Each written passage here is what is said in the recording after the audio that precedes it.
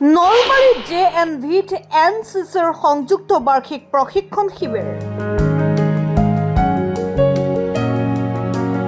গুৱাহাটীস্থিত NCC গোটৰ মুখ্য কাৰ্যালয়ৰ অধীনস্থ অসম বেটেলিয়ন NCC ইউনিটে বৰ্তমান জৱাহৰ নৱোদয় বিদ্যালয় নলবাৰীত সংযুক্ত বাৰ্ষিক প্ৰশিক্ষণ শিবিৰ অনুষ্ঠিত কৰি আছে।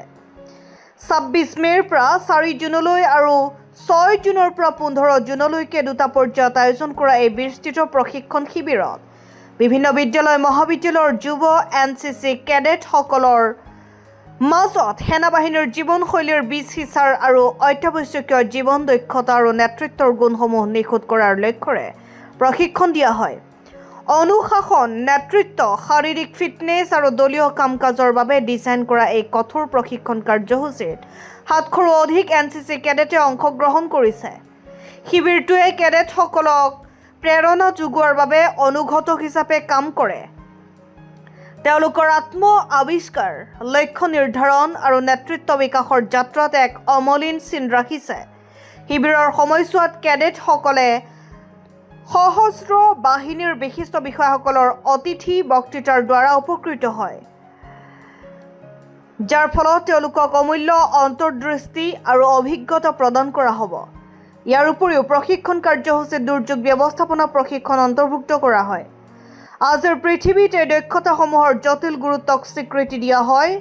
গুৱাহাটীস্থিত অসম বেটেলিয়ন NCCয়ে যুৱক যুৱতীসকলৰ মাজত চৰিত্ৰ বিকাশ, জীৱন দক্ষতা, নেতৃত্ব, সমাজ সেৱাৰ পোষকতাৰ বাবে দায়বদ্ধ হৈ আছে।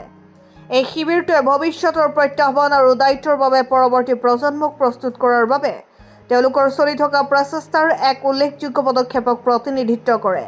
I'm Lieutenant Colonel Banojit. I'm officially CO of 1st Assam NCC Battalion. Here we are conducting a combined annual training camp. The main focus of the camp is to give to the cadets, to all the cadets from different schools and colleges, disciplines and trainings.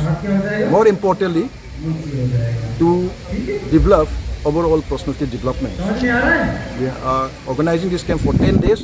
The cadet has been given adequate exposure in terms of the self-defense, in terms of to develop physically and mentally fit.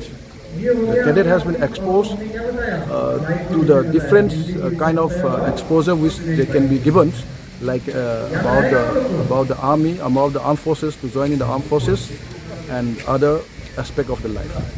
And I hope the cadets are getting full benefit out of this camp. Thank you. News Desk Report, Ahom Time.